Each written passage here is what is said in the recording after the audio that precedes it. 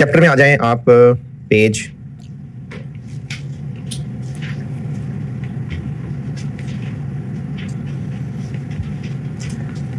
33 पे, चैप्टर में पेज 33।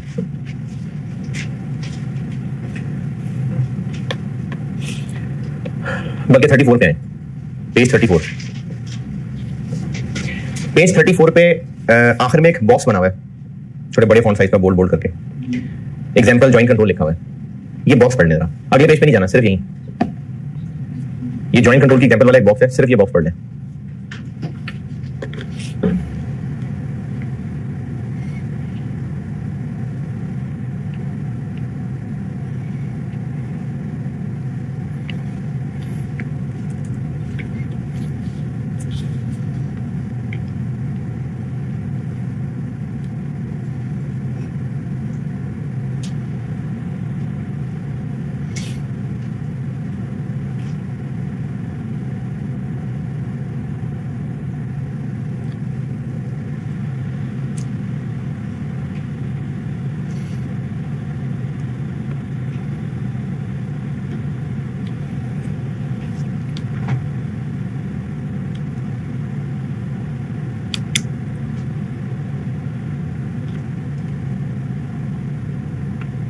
जी पढ़ लिया। अच्छा, सिनेरियो 1 का मतलब ये है, आप समझे कोई कंपनी है, कोई कंपनी, उस कंपनी में 3 ओनर हैं, ए बी और सी। सिनेरियो 1 तीनों ने आपस में तय किया हुआ है कि जो भी फैसला होगा तीनों मुत्तफिक होंगे, unanimous consent of A B and C. Scenario 1। अब बेशक ए की ओनरशिप 50% है, लेकिन हर फैसले में तीनों मुत्तफिक होंगे तो बात आगे बढ़ेगी, तीनों मुत्तफिक नहीं होंगे तो बात आगे नहीं बढ़ेगी। यानी किसकी मर्जी चल रही है सिनेरियो 1 में? तीनों की। इसको कहते हैं जॉइंट कंट्रोल, क्योंकि जिसकी मर्जी चलती है उसका कंट्रोल होता है। क्योंकि तीनों की मर्जी चलेगी, तीनों के बगैर किसी एक की मर्जी नहीं चलेगी, तो ये जॉइंट कंट्रोल कहलाता है। तो सिनेरियो 1 में तीनों का जॉइंट कंट्रोल है। सिनेरियो 2, 3 ओनर्स हैं, ए के पास 50% है, बी के पास 30% है और सी के पास 20% है। क्या तय है इनमें आपस में कि जो भी फैसला हुआ 75% वोटिंग राइट्स जिसके पास हुए उनका फैसला मान लिया जाएगा। किसकी मर्जी चलेगी? ए एंड बी की। सी कुछ नहीं कर सकता बीच में। अच्छा, बी स्किप हो सकता है बीच में से, यानी ए और सी मिलकर कर लें। क्यों? वो 70 बन रहा है, तो ए एंड बी दोनों की मर्जी चलेगी, सी बीच में नहीं कर सकता कुछ, तो ये भी जॉइंट कंट्रोल है और ए और बी का जॉइंट कंट्रोल है। अब देखिए, जॉइंट कंट्रोल से ध्यान में आता है कि शायद दोनों 50-50% है, हालांकि ऐसा नहीं है। तो जॉइंट कंट्रोल होता है जिसमें एक से ज्यादा पार्टीज की मर्जी चलती है। शेयर होल्डिंग डिफरेंट हो सकती है, लेकिन मर्जी सबकी चलनी है, सब मानेंगे तो फिर फैसला होगा, तो इसलिए यह कहलाता है जॉइंट कंट्रोल। तीसरे सिनेरियो में ए और बी मिलकर मर्जी चला सकते हैं, लेकिन बी बीच में से गायब भी हो सकता है, ए और सी भी मिल सकते हैं। यानी बी का हमेशा मानना जरूरी होगा? नहीं। सी का हमेशा मानना जरूरी होगा? नहीं। तो ए कभी बी को साथ मिला सकता है, कभी सी को साथ मिला सकता है, तो कोई डेफिनेटिव नहीं है कि इन दो का कंट्रोल है। तो सी में जॉइंट कंट्रोल नहीं है, तो अकेले ए का कंट्रोल है? नहीं, ए का भी नहीं है, उसको किसी को साथ मिलाना पड़ेगा। लेकिन वो जो किसी है वो कोई एक होना जरूरी नहीं है, वो बी भी हो सकता है, सी भी हो सकता है। तो इसलिए हम ये नहीं कह सकते कि ए एंड बी का जॉइंट कंट्रोल है या ए एंड सी का जॉइंट कंट्रोल है। तो सिनेरियो 3 में किसी का जॉइंट कंट्रोल नहीं है। जॉइंट कंट्रोल वाली बात समझ आई? चले इस चैप्टर के शुरू पे आ जाए, मतलब पिछले पेज पे आ जाए, पेज 33। जॉइंट अरेंजमेंट ऐसी पार्टनरशिप को कहते हैं जहां पर एक से ज्यादा पार्टीज का जॉइंट कंट्रोल है, उस पार्टनरशिप को जॉइंट अरेंजमेंट कहते हैं। ये IFRS 11 है। जॉइंट अरेंजमेंट वो है जहां पर एक से ज्यादा पार्टीज का जॉइंट कंट्रोल हो। जैसे अभी जो एग्जांपल की, उसमें सिनेरियो 1 भी जॉइंट अरेंजमेंट है, सिनेरियो 2 भी जॉइंट अरेंजमेंट है, सिनेरियो 3 जॉइंट अरेंजमेंट नहीं है। तो जॉइंट अरेंजमेंट वो पार्टनरशिप है।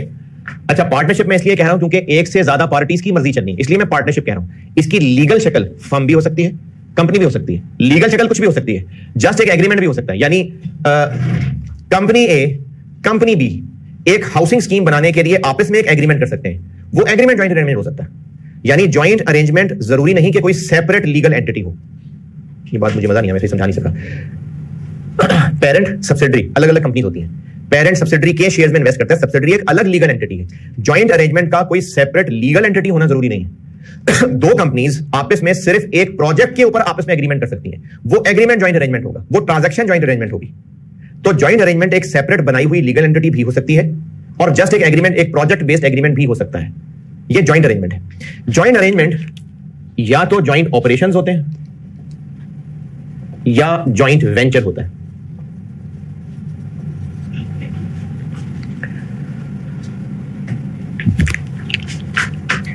कंपनी ए, कंपनी बी, इन्होंने मिलके एक हाउसिंग प्रोजेक्ट शुरू किया। इस हाउसिंग प्रोजेक्ट में फ्लैट्स भी बनाने हैं और हाउसेस भी बनाने हैं। इन दोनों ने आपस में मिलकर तय किया कि इस प्रोजेक्ट के ये एसेट्स मेरे हैं, ये एसेट्स मेरे हैं। यानी हो सकता है ये कहे कि फ्लैट्स मेरी मर्जी, मेरा डिजाइन, सेल्स मेरी, प्रॉफिट्स मेरे। ये कहे कि हाउसेस मैं अपने जिम्मे लेता हूं, उसके प्रॉफिट्स, उसके एसेट्स, रेवेन्यू सब मेरे। तो इन दोनों ने आपस में एक जॉइंट अरेंजमेंट बनाया, लेकिन अपना हक उस अरेंजमेंट पे नहीं जिता रहे, उस अरेंजमेंट के एसेट्स पे जिता रहे। यानी इस अरेंजमेंट के एसेट्स, लायबिलिटीज आपस में बांट रहे हैं, इनकम एक्सपेंसेस बांट रहे हैं। ये है जॉइंट ऑपरेशंस। जॉइंट वेंचर ये है कि कंपनी ए, कंपनी बी, इन्होंने मिलकर एक कंपनी सी बनाई। 50% इसकी शेयर होल्डिंग है, 50% इसकी शेयर होल्डिंग है। लाजमी 50% होना जरूरी है? नहीं, जॉइंट कंट्रोल होना जरूरी है। अब इस कंपनी के एसेट्स, लायबिलिटीज, इनकम, एक्सपेंसेस वो इस कंपनी सी के हैं। इनका इसकी शेयर होल्डिंग में हक है, एसेट्स में हक नहीं है। जैसे पी एस की शेयर होल्डिंग का ओनर होता है कि उसके एसेट्स का ओनर होता है? शेयर होल्डिंग का ओनर होता है। ये जॉइंट वेंचर है। यानी जो जॉइंट अरेंजमेंट बनाया गया है, अगर ये दोनों उस जॉइंट अरेंजमेंट की इक्विटी के मालिक हैं तो वो जॉइंट वेंचर है, और अगर उस अरेंजमेंट के एसेट्स, लायबिलिटीज, इनकम, एक्सपेंसेस के अलग अलग मालिक हैं तो ये जॉइंट ऑपरेशन है। ये दोनों लीगली इस प्रोजेक्ट को एक पार्टनरशिप एग्रीमेंट भी रख सकते हैं, कोई सेपरेट कंपनी का भी नाम दे सकते हैं। यानी जरूरी नहीं कि सेपरेट कंपनी हो। हाउसिंग प्रोजेक्ट जरूरी नहीं कि एक कंपनी के तौर पर रजिस्टर हो या एक सेपरेट पार्टनरशिप के तौर पर, यानी जरूरी नहीं है कि इसको एक सेपरेट लीगल एंटिटी का नाम दिया जाए। ये जस्ट एक प्रोजेक्ट भी हो सकता है, लेकिन जॉइंट वेंचर के लिए जरूरी है कि ये जो जॉइंट अरेंजमेंट है इसको एक सेपरेट लीगल स्टेटस मिले, चाहे वो कंपनी का हो चाहे पार्टनरशिप का हो।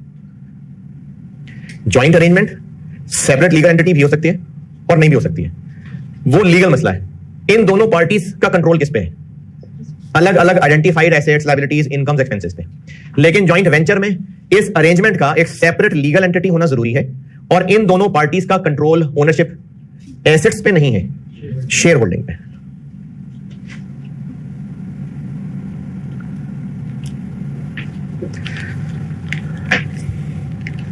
ये दोनों कहलाते हैं जॉइंट ऑपरेटर और ये दोनों कहलाते हैं जॉइंट वेंचरर। यानी ये जो पार्टीज हैं इनको वेंचरर और इनको ऑपरेटर कहते हैं। ये पेज 33 सारा पढ़ लें, पेज 33 सारा पढ़ लें और पेज 34 भी सारा पढ़ लें। पेज 33, 34 सारा पढ़ लें।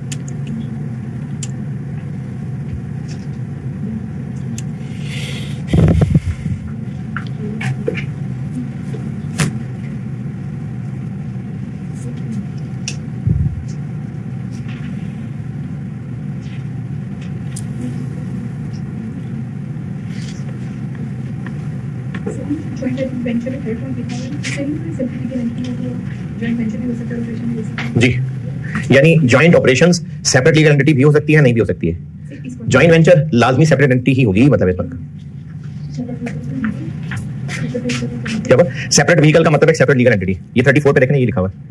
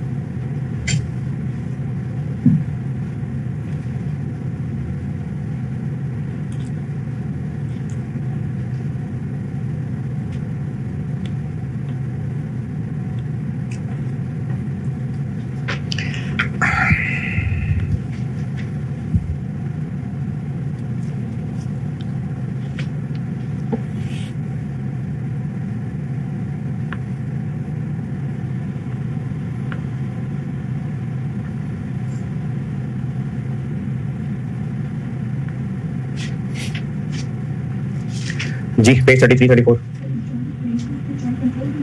ज्वाइंट अरेंजमेंट है ही वो जिसमें पार्टीज का ज्वाइंट कंट्रोल है। अगर ज्वाइंट कंट्रोल नहीं है तो फिर वो ज्वाइंट अरेंजमेंट ही नहीं है। जैसे इस एग्जांपल में सिनेरियो 3 ज्वाइंट अरेंजमेंट नहीं है।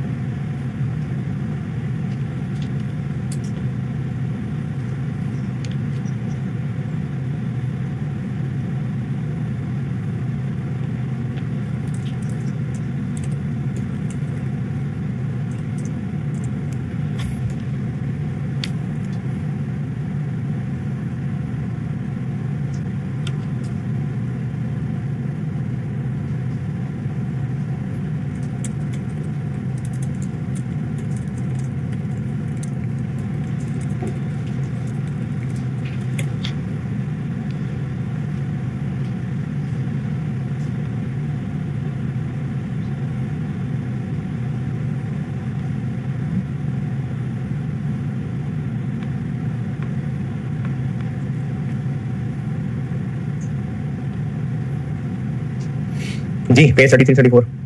अच्छा, अब आप आए पेज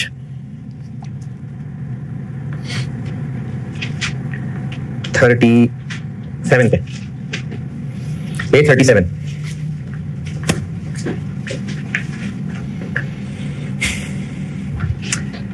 जॉइंट वेंचर के केस में ये एक सेपरेट लीगल एंटिटी है, मोस्ट प्रोबेबली कंपनी, और इन दोनों का इस कंपनी में शेयर होल्डिंग है।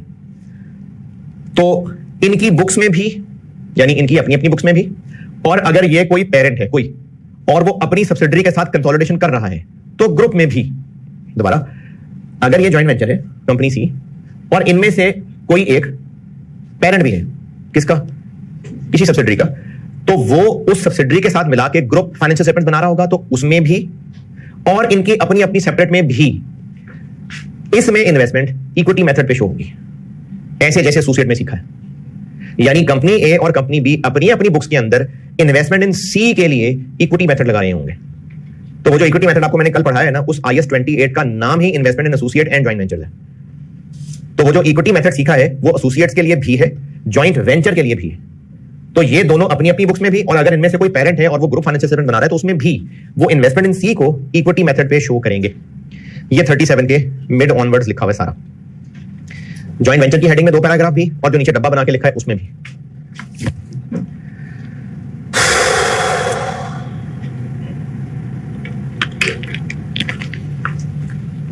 खैर एक बात और समझ लें,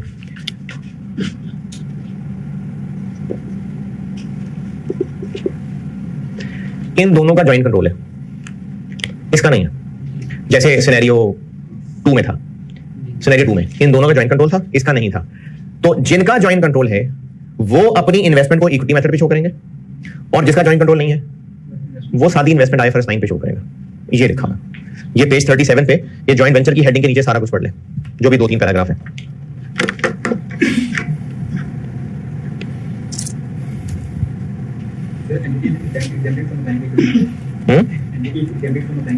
ये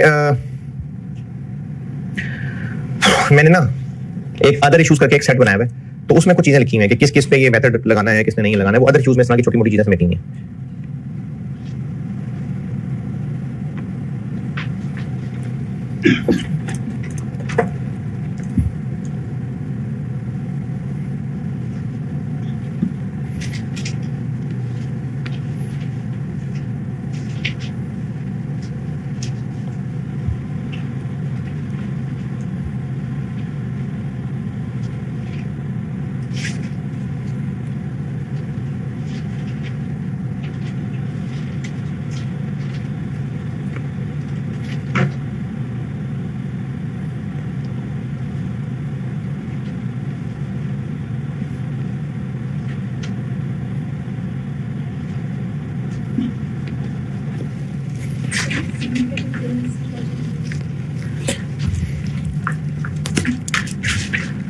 पचास 40 10 ये दोनों जॉइंट कंट्रोल वाले हैं। ये अपनी अपनी बुक्स में इस इन्वेस्टमेंट को इक्विटी मेथड पे शो करेंगे, और ये IFRS 9। अगर ये होता 40 40 20 तो फिर ये जॉइंट कंट्रोल यानी जॉइंट वेंचर समझते हुए इक्विटी मेथड लगा रहे होते, और वो एसोसिएट समझता हुआ जॉइंट वेंचर लगा रहा होता इक्विटी मेथड। ये इस जॉइंट वेंचर पे इक्विटी मेथड लगा रहे हैं। अगर इसके पास 10 की बजाय 20% होता, मतलब सिग्निफिकेंट इन्फ्लुएंस होता, तो वो भी लगा इक्विटी मेथड रहा होता, लेकिन वो इन्वेस्टमेंट इन एसोसिएट कह के लगा रहा होता।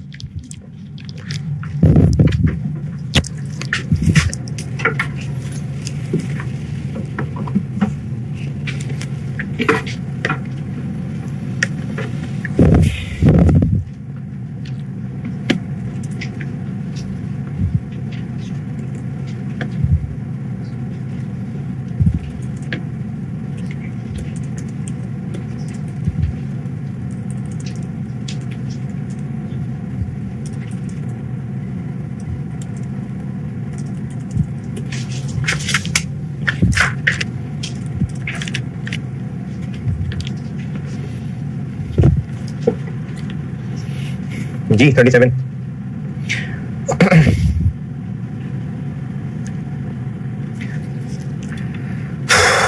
अच्छा जी, पांच चैप्टर का सवाल करते हैं, और बड़ा सवाल है तो नमाज पढ़ने वाले। चलो जी, CFAP का सवाल करते हैं। और मैंने क्लास में बहुत सारे कंसोलिडेशन का सवाल कराने, कुछ सवाल होमवर्क भी दूंगा, क्योंकि कंसोलिडेशन आपने लिख लिख के करनी है। तो वो जो कुछ सवाल होमवर्क दूंगा वो करके आएंगे तो डिस्कशन का फायदा होगा, नहीं करके आएंगे तो कुछ नहीं हो सकता।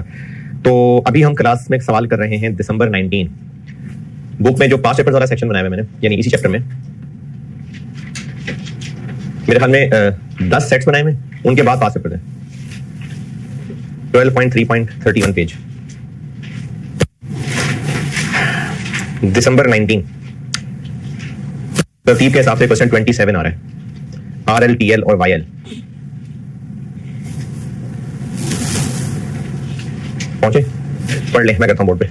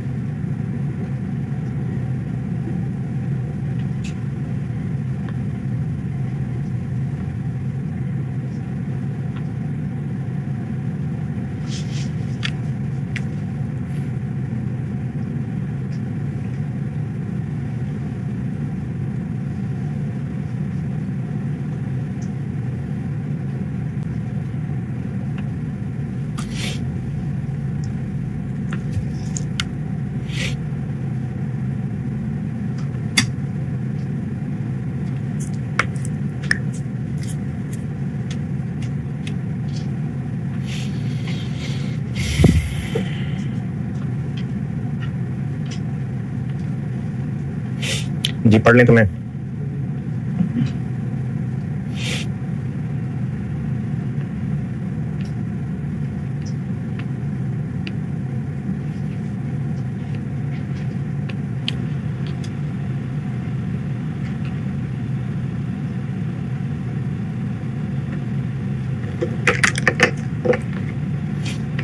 ठीक है चलो।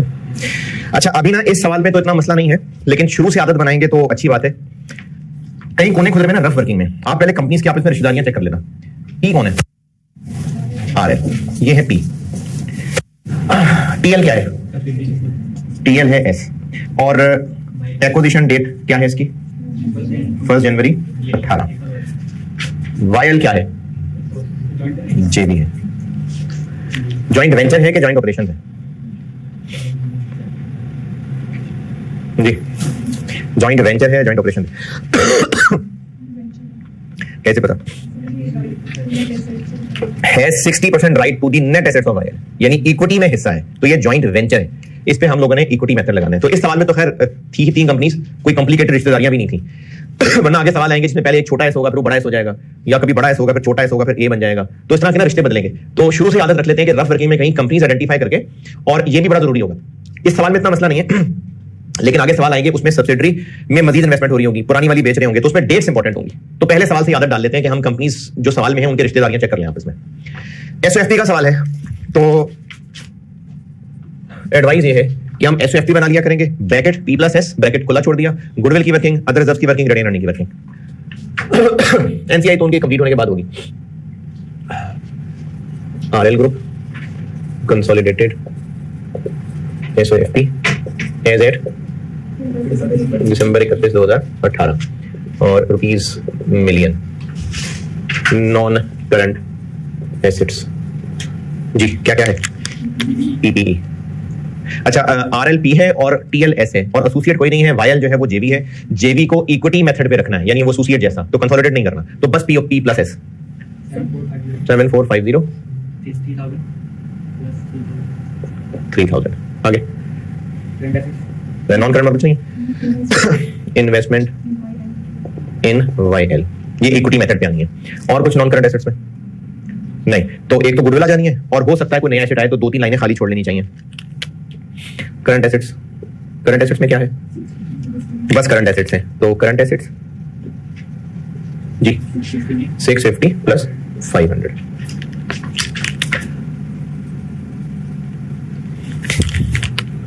कैपिटल। अच्छा सवाल पूरा पढ़ा हो ना तो अंदाजा हो जाएगा कि क्या परचेज कंसिडरेशन में शेयर इशू किए थे कि नहीं किए थे? नहीं किए थे, तो कैपिटल प्रीमियम सही है, फाइनल है, तो उसको सीधा हम आउटर कॉलम में ही लिख देते हैं। वरना अगर शेयर इशू किए होते तो फिर ये भी देखना पड़ता कि रिकॉर्ड हुए कि नहीं हुए, तो सब सही है। कैपिटल कितना? 4000, प्रीमियम 1100। और क्या है? अदर रिजर्व्स हैं कोई? नहीं है। Retained earnings working 2, NCI working 3।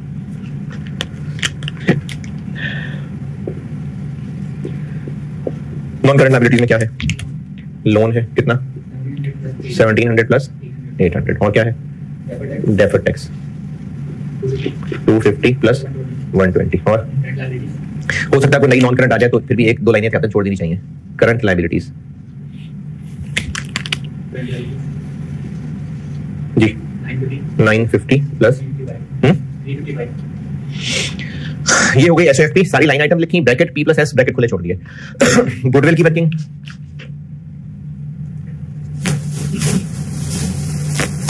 और गुडविल हम निकालते हैं टीएल की, और देखेंगे टीएल की वर्किंग करके कुछ 4-5 लाइनें छोड़ देंगे, क्या पता वाईएल की गुडविल निकालने का डाटा हो। टीएल रुपीज मिलियन और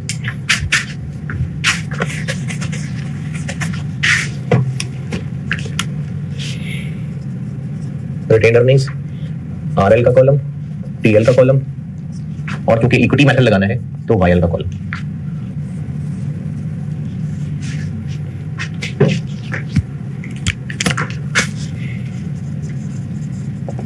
आरएल की रिटेन अर्निंग्स 2300, टीएल की 1200, वाईएल की 380। चलो जी, अब ये मैदान तैयार है, अब हम खेलते हैं सवाल। यहां तक पहुंच जाए।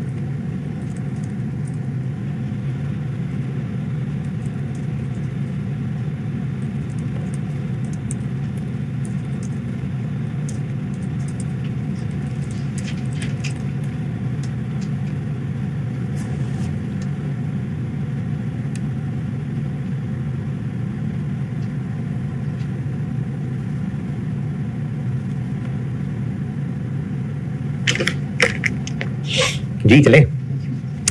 एसओएफपी खाली कर ली, एसओएफपी से आते हैं हम नीचे अंग्रेजी पे। पॉइंट नंबर 1, 1 जनवरी 18 पे 80% टीएल के शेयर खरीदे किसी एसएल नामी कंपनी से। एसएल हमारी सब्सिडरी है, एसएल थी कोई, उससे टीएल खरीदा है हमने और हम एसएल को पैसे पे कर रहे हैं। क्या पैसे दिए? एक तो 1300 मिलियन कैश पे किया,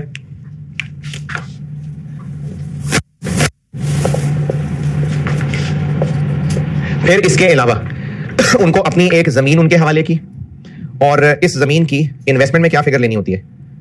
फेयर वैल्यू। वो कितनी थी? 450। तो एक जमीन उनके हवाले की और तीसरी चीज क्या की? उनका लोन अपने सर ले लिया। तो ये भी हमने उनको एक तरह की कंसिडरेशन ही दी है पैसे देने। अच्छा देखें, ऐसे हो सकता था ना कि हम उनको कहते ये पैसे और रख लो और अपना लोन पे ऑफ कर दो, तो वो भी हम पैसे ही दे रहे होते। तो हम पैसे देने की बजाय उनका लोन अपने सर ले रहे हैं, तो ये भी हम इन्वेस्टमेंट ही कर रहे हैं, यानी इन्वेस्टमेंट डेबिट और लायबिलिटी लोन क्रेडिट। हम अपने सर एक नई लायबिलिटी रिकॉर्ड कर रहे हैं और इसका डेबिट इन्वेस्टमेंट में ही जा रहा है। अब हम लोग चूंकि एक लायबिलिटी रिकॉर्ड कर रहे हैं, तो IFRS 9 किस अमाउंट पे रिकॉर्ड होगी? Initial measurement, fair value minus transaction cost. Transaction cost कोई है नहीं, तो फेयर वैल्यू। तो फेयर वैल्यू लोन की कैसे निकाला करते हैं? फ्यूचर कैश फ्लोज की मार्केट इंटरेस्ट रेट पे पीवी, वो आपको सवाल में दी हुई है, वर्किंग 1.1। क्या है फ्यूचर कैश फ्लोज? हमने ये लोन जो अपने जिम्मे ले लिया, 200 मिलियन देना है 31 दिसंबर को, यानी 18, 19, 20, 21, 22, 5 साल बाद, और तब तक 12% हर साल देना है। तो फ्यूचर कैश फ्लोज की पीवी डिस्काउंट किस रेट पे करें? मार्केट इंटरेस्ट रेट जो कि 15% है। तो हमने एक तो कूपन देना है, कितना? 12% ऑफ 200 मिलियन, कितना बना?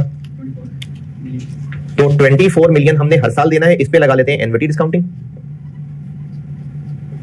और 200 मिलियन 5 साल बाद वापस करना है, इस पे लगा लेते हैं सिंगल अमाउंट डिस्काउंटिंग।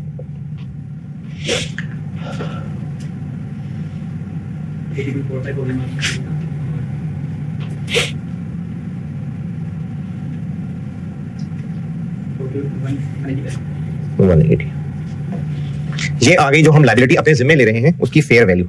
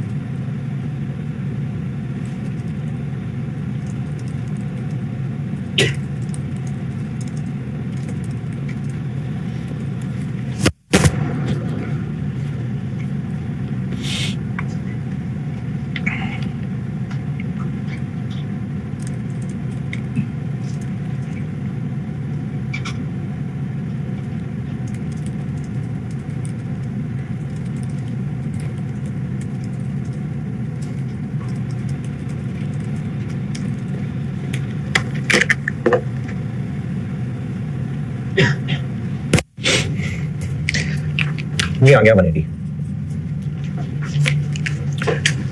तो हमने ये 3 तरह की चीजें दी शेयर खरीदने के लिए।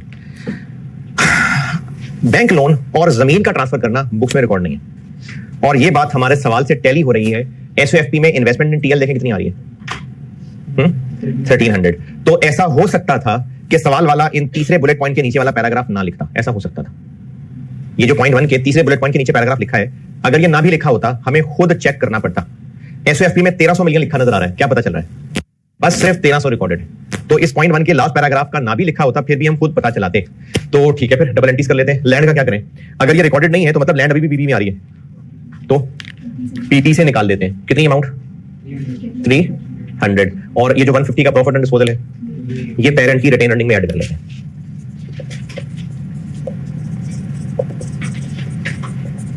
कितना? 150। लोन की अकाउंटिंग नहीं की। अच्छा, लोन की अकाउंटिंग नहीं की, लेकिन साल गुजर गया है तो इस पे इंटरेस्ट एक दफा तो कूपन दे ही दिया होगा। उसका क्या किया है? वो एक्सपेंस बनाया है। यानी पेरेंट ने लोन को तो रिकॉर्ड नहीं किया, वो हम कर लेते हैं। इन्वेस्टमेंट में 180 ऐड हो गया और लोन में ले आते हैं।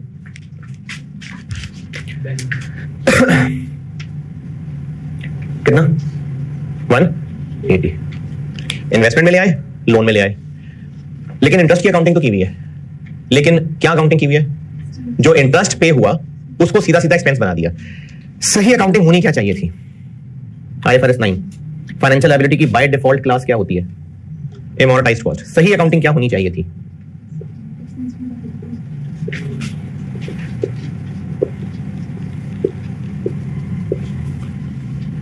एमोर्टाइज्ड कॉस्ट। इनिशियल मेजरमेंट, इंटरेस्ट कौन सा? इफेक्टिव रेट वाला। चूंकि ट्रांजैक्शन कॉस्ट नहीं है तो इफेक्टिव इंटरेस्ट रेट यही 15% ही होगा।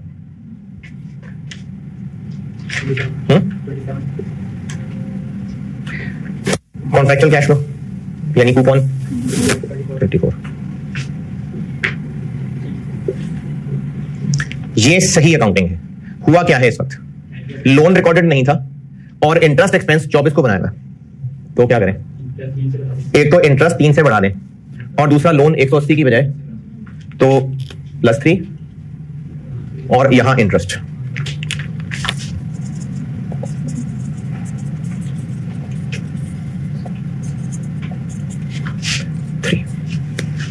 ये पॉइंट 1 की अकाउंटिंग होगी।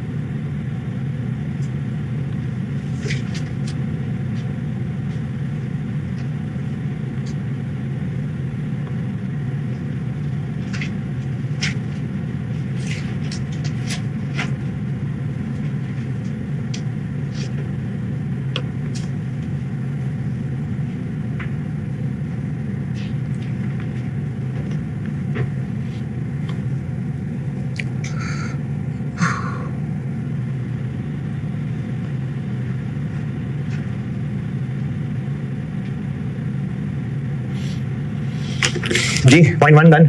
चल पॉइंट 2, एक्विजिशन डेट पे एस की रिटेन अर्निंग 750 थी। अच्छी बात है, 750 वहां लिख लेंगे अभी। फेयर वैल्यू एडजस्टमेंट एक बिल्डिंग की है और उसके अंदर लैंड कंपोनेंट भी है, तो लैंड और बिल्डिंग की फेयर वैल्यू एडजस्टमेंट अलग अलग कर लेते हैं। फिर एक कंटिंजेंट लायबिलिटी की भी फेयर वैल्यू एडजस्टमेंट है। तो पॉइंट नंबर 2 के अंदर फेयर वैल्यू एडजस्टमेंट आ गई और कंटिंजेंट लायबिलिटी आ गई, और बस। तो एनसीआई फेयर वैल्यू पे है, प्रोपोर्शनेट पे है? लास्ट पॉइंट प्रोपोर्शनेट लिखा तो है फेयर वैल्यू।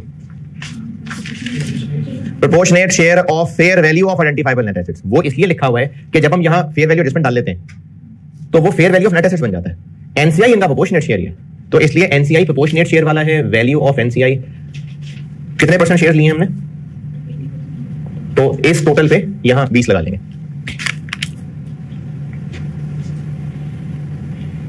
टीएल का कैपिटल 800, प्रीमियम 225, उस वक्त रिटेन अर्निंग्स कितनी थी? 750। फेयर वैल्यू एडजस्टमेंट लैंड की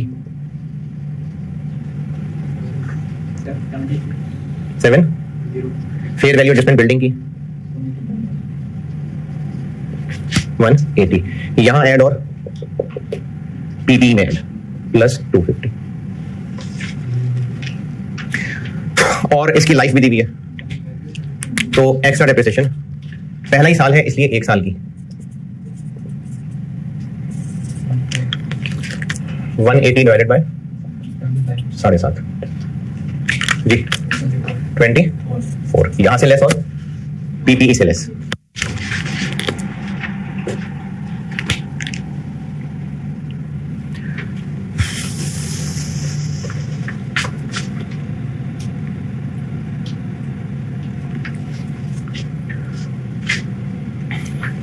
पॉइंट 2 का दूसरा बुलेट पॉइंट डन। तीसरा bullet point contingent liability 60 million fair value है। 60 मिलियन नहीं, सिर्फ टीएल ने अपनी बुक्स में नोट्स में एक 60 मिलियन अंग्रेजी में जिक्र किया हुआ है। 60 मिलियन कंटिंजेंट लायबिलिटी डिस्क्लोज्ड है, ये फेयर वैल्यू नहीं है, बस कहा हुआ है 60 मिलियन की एक लायबिलिटी डिस्क्लोज्ड है। एक्विजिशन डेट पे एक्सपर्ट के मुताबिक बेस्ट अंदाजा क्या था? अब ये वर्ड नहीं लिखा, ये फेयर वैल्यू है, लेकिन जिस तरह का सेंटेंस है कि एक्विजिशन डेट पे पेरेंट का लीगल एडवाइजर कह रहा था कि 40 मिलियन है, तो ये क्या बता रहा है? फेयर वैल्यू, एक्विजिशन डेट की फेयर वैल्यू। उसके बाद अभी तक ये एस की बुक्स में रिकॉर्डेड नहीं है, तो ये सबसे पहला वाला सादा सा केस हो गया कि एस ने बाद में कुछ भी रिकॉर्ड नहीं किया। तो क्या करें? एक्विजिशन डेट फेयर वैल्यू को लायबिलिटीज में शामिल कर लें और यहां गुडविल की वर्किंग में लेस कर लें। कब सेटल होनी है? 3-4 साल बाद, तो बस करंट है फिर। Point number 2 done. Point number 3, goods का यूआरपी आ गया। आरएल ने यानी पी ने एस को भी बेची है और एस ने पी को भी बेची है, तो डबल यूआरपी हो गया। जो पी ने एस को बेची है, मतलब आरएल ने टीएल को, स्टॉक में पड़े हुए हैं 100 मिलियन, यूआरपी कितना? 15। तो चूंकि पी सेलर है तो 15 को यहां से लेस और करंट एसेट से लेस। 100 पे 15% तो ब्रैकेट में लगाने की दिखाने की जरूरत नहीं है, जो चले दिखाते चले। 100 पे 15%। और एस जो सेलर है, स्टॉक में कितना पड़ा हुआ है? 150, तो 150 पे 25% कितना? 37.5 यहां से लेस और यहां से लेस।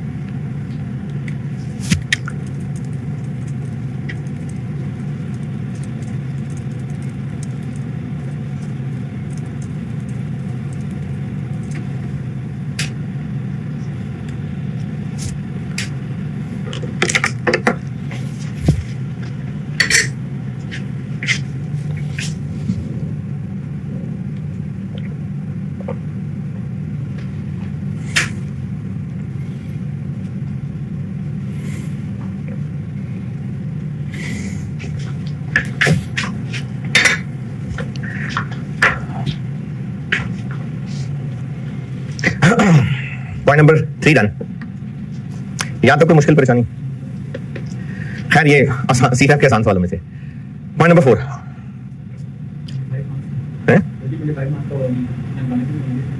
इसमें ना टैक्स मुश्किल था, मतलब मुश्किल नहीं था, ये पहली दफा इसमें डेफर्ड टैक्स मिक्स हुआ था। उससे पहले डेफर्ड टैक्स का एक सवाल आया हुआ है, लेकिन वो बहुत अजीब सवाल था। वो इतना अजीब था कि उसमें पता नहीं एग्जामिनर को भी नहीं समझ उसने करना क्या चाहे। उसके सोल्यूशन में भी बड़े अजीब अजीब मसले थे। उसके अलावा ये पहली दफा डेफर्ड टैक्स मिक्स हुआ था, तो शायद ये मुश्किल थी।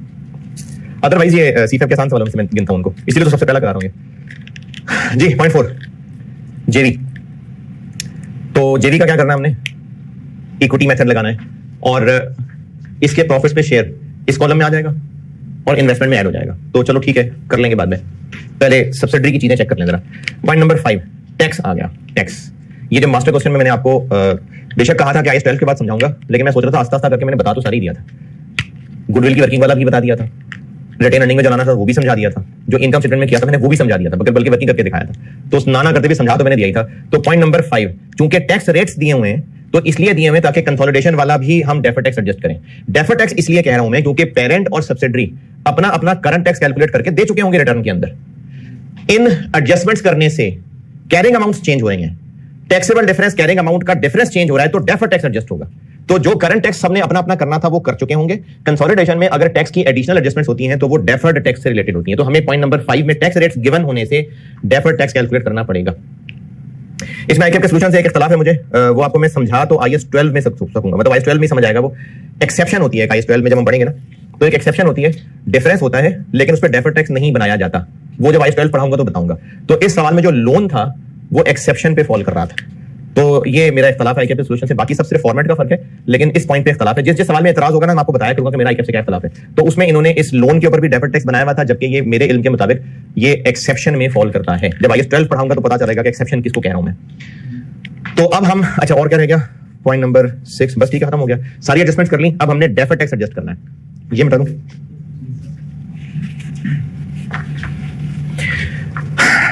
मास्टर क्वेश्चन कराते हुए मैंने डेफर्ड टैक्स समहाउ बता दिया था, चलो दोबारा बता रहा हूं। गुडविल की वर्किंग में हमने जो जो एडजस्टमेंट डाली होगी, ग्रुप पॉइंट ऑफ व्यू से हम एस के एसेट्स लायबिलिटीज की फिगर बदल रहे हैं।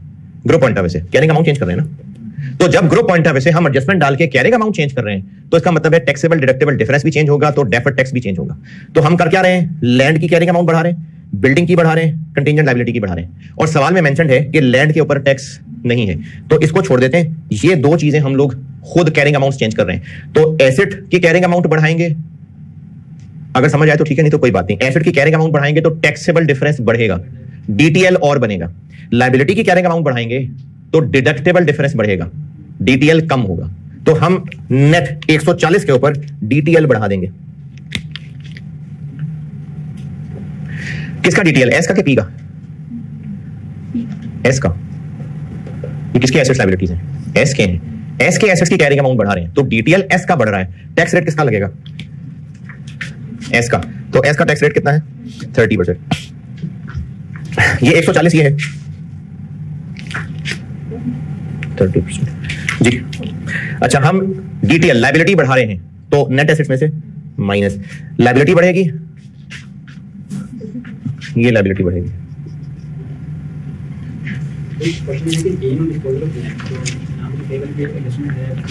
देखें, gain on disposal on land पे टैक्स नहीं है, इसका तो लैंड का टैक्स इफेक्ट नहीं है। तो जब लैंड का टैक्स इफेक्ट नहीं है तो उसकी कैरिंग अमाउंट टैक्स बेस बराबर ही होती है। जिन चीजों का टैक्स इफेक्ट ही नहीं होता तो उसकी कैरिंग अमाउंट टैक्स बेस बराबर होती है। आगे स्लाइड में पढ़ेंगे कि ऐसे एसेट्स जिनसे मिलने वाले फ्यूचर बेनिफिट्स नॉट टैक्सेबल, तो उनकी कैरिंग अमाउंट टैक्स बेस बराबर होती है। तो इसका मतलब डेफर्ड टैक्स होता ही नहीं, तो इसलिए इस पे डेफर्ड टैक्स नहीं दिया। 42 यहां से लेस और हमने लायबिलिटी बढ़ा दी, नेट एसेट्स बन गए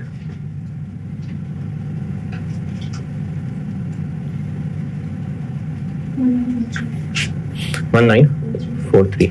गुडविल नहीं 1943 3 8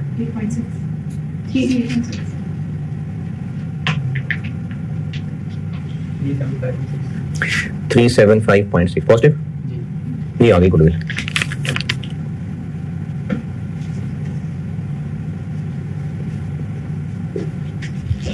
ठीक,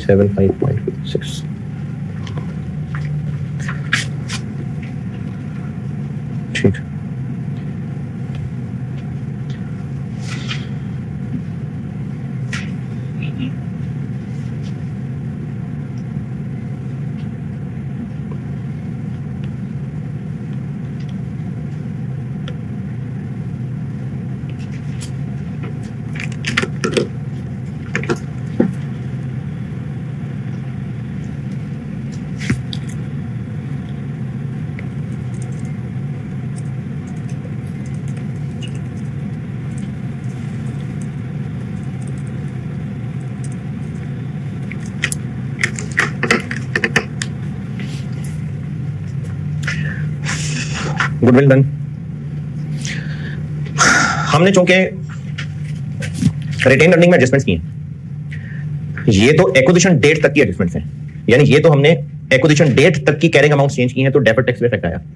एक्विजिशन के बाद भी किए, इन्वेंट्री की कैरिंग अमाउंट चेंज कर दिया, लोन की कैरिंग अमाउंट चेंज कर दिए, पीपी की कैरिंग अमाउंट चेंज कर दिए, तो इन पे भी टैक्स इफेक्ट आएगा। चाहे आप ऐसे समझ लें या आप ऐसे समझ लें कि अगर हम प्रॉफिट्स को कम ज्यादा कर रहे हैं तो टैक्स भी कम ज्यादा होगा। अब वो प्लस होगा या माइनस होगा वो इनके साइन पे डिपेंड करता है। पी देखते हैं पहले। 150 हमने यहां पर ऐड किया है, लेकिन ये लैंड का गेन है तो इस पे टैक्स नहीं आएगा। 3 हमने मजीद एक्सपेंस बनाया है, इसका जवाब आपको अभी नहीं मिलेगा। ये मैं आपको जो कह रहा था लोन एक्सेप्शन है, तो ये जो लोन की हमने फेयर वैल्यू निकाली है ये एक्सेप्शन है।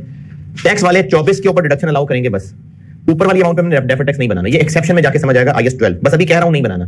तो 24 को हम एक्सपेंस बना चुके, करंट टैक्स में वो कंसीडर हो चुका, डेफर्ड टैक्स उसके ऊपर नहीं डालना। तो लोन के ऊपर यानी इस इंटरेस्ट एक्सपेंस पे डेफर्ड टैक्स की कोई एडजस्टमेंट नहीं करनी। और आगे चलते हैं 15। ये हम 15 का यहां से प्रॉफिट कम कर रहे हैं तो टैक्स भी कम होगा। क्या टैक्स रेट लगाओ?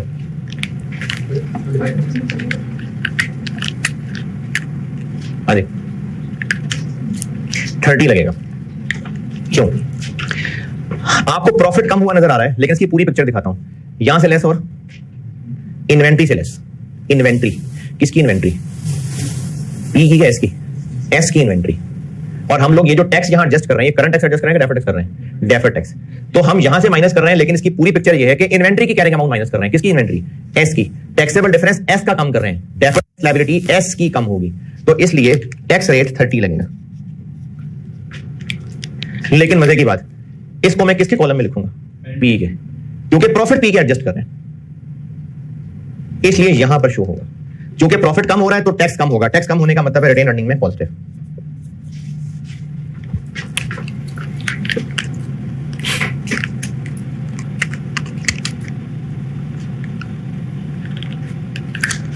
जी एस में हम क्या कर रहे हैं? एस पे एक्स्ट्रा डेप्शन चार्ज कर रहे हैं, उससे क्या हो रहा है? एस के पीपीई की कैरिंग अमाउंट कम हो रही है, एस के पीपीई की, तो टैक्स भी कम होगा। 24 पे क्या रेट लगाऊं? ये क्या कर रहे हैं? इन्वेंट्री का यूआरपी। इन्वेंट्री की कैरिंग अमाउंट कम कर रहे हैं। किसकी इन्वेंट्री? पी की।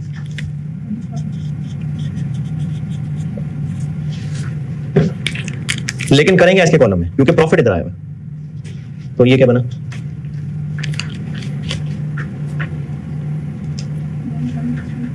$9.4 कर लेते हैं। चले,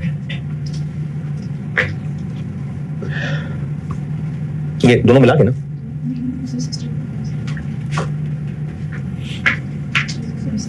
16 पॉइंट, चलो 6। टैक्स कम कर रहे हैं कि बढ़ा रहे हैं? टैक्स बढ़ा रहे हैं कि कम कर रहे हैं? टैक्स कम कर रहे हैं, तो प्रॉफिट्स बढ़ा लिए और डेफर्ड टैक्स लायबिलिटी कम। 4.5 एक है, 16.6 एक है, 21 4.5 और 16.6।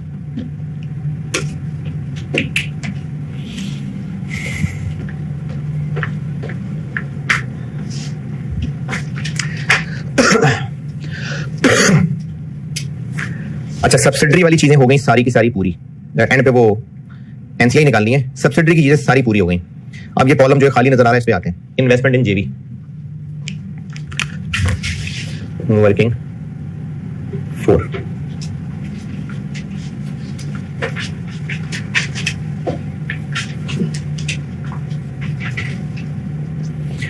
इन्वेस्टमेंट हमने कितनी की है इसमें? अब मैं इक्विटी मेथड पे आ गया हूं, 900। और जब इन्वेस्टमेंट की थी तो उस वक्त वायल की रिटेन अर्निंग कितनी थी? क्यों? क्योंकि नया बनाया था हमने, तो इसलिए प्री जीरो। तो 380 60%, यहां ऐड और यहां add share in Y L कितना 2 2, यहां ऐड और यहां ऐड,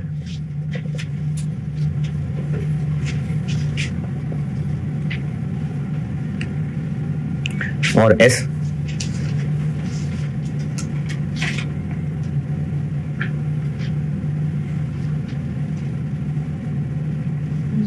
हम्म 80%,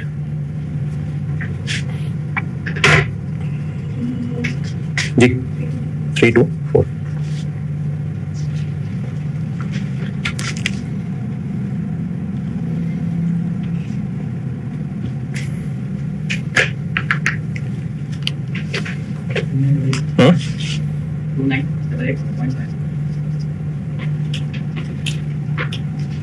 और लास्ट चीज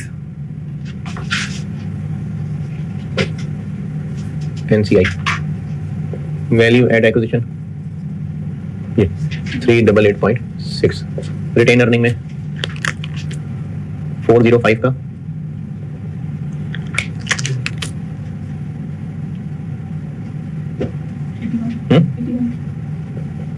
फोर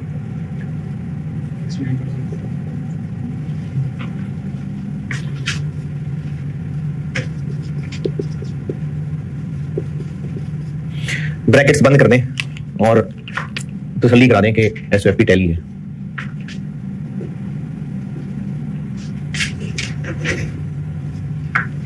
चेक कर लें SOFP टैली है कि नहीं।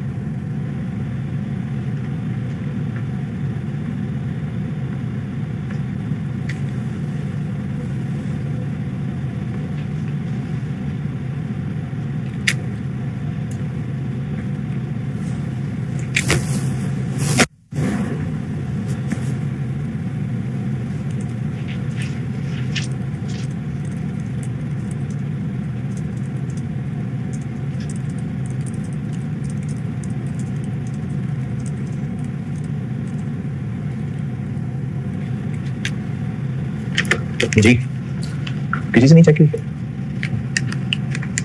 चलिए, चलो जी शुक्र है। अच्छा अब ये देखें, ये C5 के ना आसान सवालों में से है और मुझे 1 घंटा लगा बोर्ड पे सॉल्व करने में, तो आइंदा सालों में अंदाजा लगाने टाइम लगा करेगा। ठीक है जी, अल्लाह हाफिज़।